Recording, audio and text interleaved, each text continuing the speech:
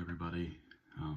Today's Saturday, August 10th, and obviously yesterday the Star dropped an article about my friend Justin, and a lot of you read it, and I'll talk about that in just a second.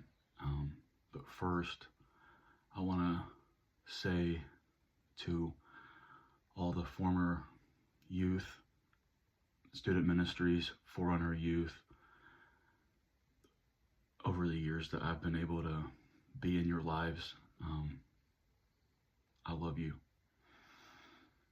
And, from January of 2007, when I first became a volunteer, and then in fall 2010, when I came on as the junior high youth pastor, till 2016, through multiple teen camps and weekly services, both in junior high and senior high, and even a little bit in the past couple of years under Forerunner Church, I've been able to meet many of you and talk with many of you, pray with many of you.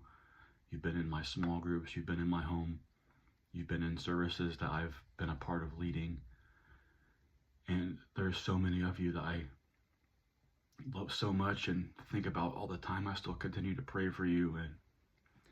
And when I showed up in 2006, I was fully locked in, thinking that Mike Bickle was a man of God and I should emulate a lot of the things that he taught. And I want to apologize for putting a heavy weight on some of you, most of you, preaching messages that would have been too heavy in some seasons. And my main goal as a youth pastor and as a youth leader was to speak about the love of Jesus and try to emulate that to the best of my ability. And I hope that many of you would remember those days and remember that message sincerely from me. But I want to apologize for helping to wrongly define what it means to be fully pleasing to God and to have a walk worthy of Jesus. And I would love to talk to any of you privately about some of those things, and maybe I'll address it later. But I love you, every one of you.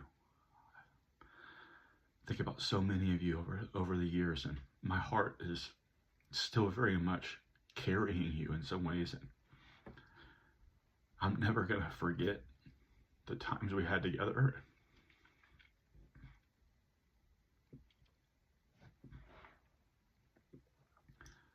From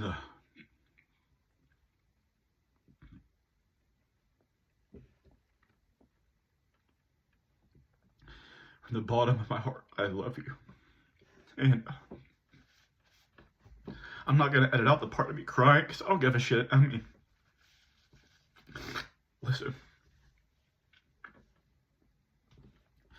Give me a second. As I've done a lot of evaluation over the past few months and separating from IHOP, knowing that I put a heavy weight on some of you in the things that we, not just me obviously, but that we as a youth leadership team put on you, as far as saying you have to spend all these hours in prayer to be fully pleasing to the Lord. I apologize for that. And my heart broken. And I know some of you aren't walking with the Lord, and to be honest, I don't even blame you for the way that Christ was misrepresented. But I'll tell you, please hear me, he is good. He is kind. And whatever way we misrepresented, he is for you and he loves you. But even more than that, coming to find out that some of you were abused, some of you were hurt, and even some of you were sexually assaulted while I was there.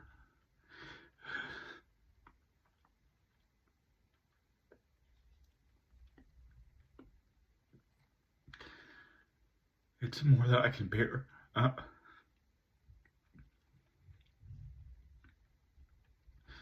sorry that I didn't know. I'm sorry that I didn't fight to find out. I didn't pull the curtain back. And God, it's easy for me to say, like, if I had known, I would have fought for you. But all I can say is, I'll fight for you now. If there's anyone that has a story or needs to talk and needs to reach out to someone, let that be me. I'm with you. I'll stand with you. When Justin and I first spoke and I heard about his story, I was asked to be in the article. Of course I would. People have asked me, like, are you sure you want to take this? God, of course I would. And for anyone else, if that's you, I'll stand with you. I'll walk with you. I'm here for you. The pain of life is so real. A lot of you know that, Megan and I have walked through some painful situations with our daughter and the miscarriages and stuff, and it's a different type of pain, but I'm here. And I'm sorry. And I love you. Please forgive me and let me be there for you if I can be. I love you all so much.